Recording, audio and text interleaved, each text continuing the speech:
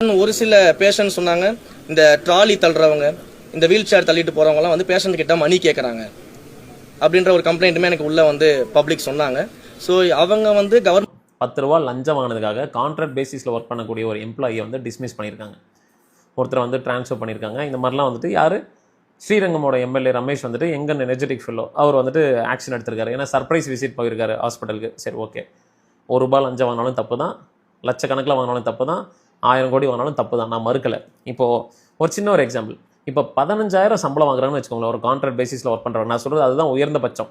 அவங்க வந்து ஒரு 10 ரூபா லஞ்சம் வாங்கிட்டாங்க, அவங்களுக்கான நடவடிக்கை டிஸ்மிஸ். ஓகே, இப்போது ஒரு உயர் அதிகாரி, ஒரு நான் சொல்கிறது மிகவும் உயர் அதிகாரி, கலெக்டருக்கு மேலே இருக்கிறவங்க இல்லை யார் ஒருத்தர் வச்சுக்கோங்க, அவங்க வந்து லஞ்சம் வாங்குறாங்க, அவங்களுக்கும் வந்து பார்த்தோன்னா தண்டனை வந்து பார்த்தீங்கன்னா டிஸ்மிஸ்.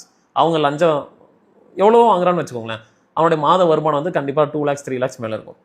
இப்போது என்னுடைய கேள்வி என்னென்னா, மாதம் 2 லட்சம் 3 லட்சம் மேலே வாங்குறவங்களுக்கும் அதே தண்டனை, மாதம் 15,000 கான்ட்ராக்ட் பேசிஸில் ஒர்க் பண்ணவனுக்கு அதே தண்டனை. 10 ரூபா வாங்குறாங்க லஞ்சம். அதிகபட்சம் ஹோட்டலுக்கு போகிறோம், நம்மளே சாப்பிட்றோம், நம்மளுடைய மனசாட்சிக்கு உட்பட்டு நம்ம ஏதாவது ஒரு டிப்ஸ் அந்த மாதிரி நம்ம தரும், பட் அது லஞ்சத்தில் வராது.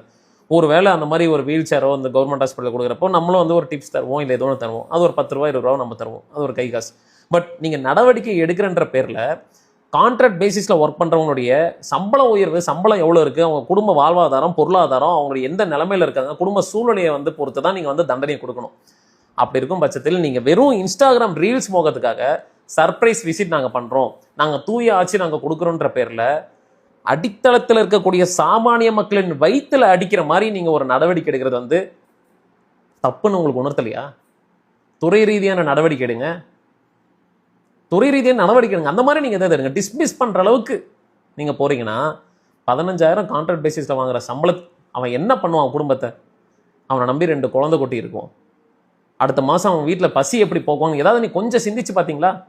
உங்களுக்கு தேவை 2 லட்சம் பேர் 3 லட்சம் பேர் இன்ஸ்டாகிராமில் உங்கள் ரீல்ஸ் பார்க்குறதுக்காகவும், பாலிமர் நியூஸ்லையோ இல்லை சன் நியூஸ்லையோ இல்லை புதிய தலைமுறையிலையோ உங்களுடைய ஃபேஸ் வரணுன்றதுக்காக, உங்களுடைய ஃபேஸ் வேல்யூ இன்க்ரீஸ் பண்ணுன்றதுக்காக இந்த மாதிரி சர்ப்ரைஸ் விசிட்டில் போய் நானும் நடவடிக்கை எடுக்கிறேன், நானும் மக்களுக்கு வந்துட்டு குரல் கொடுக்குறேன், நானும் ஏதாவது பண்ணுறேன் அப்படின்னு நீங்கள் வந்து ஒரு விமர்சனம் அந்த மாதிரி நீங்கள் பண்ணீங்கன்னு வச்சுக்கோங்களேன்.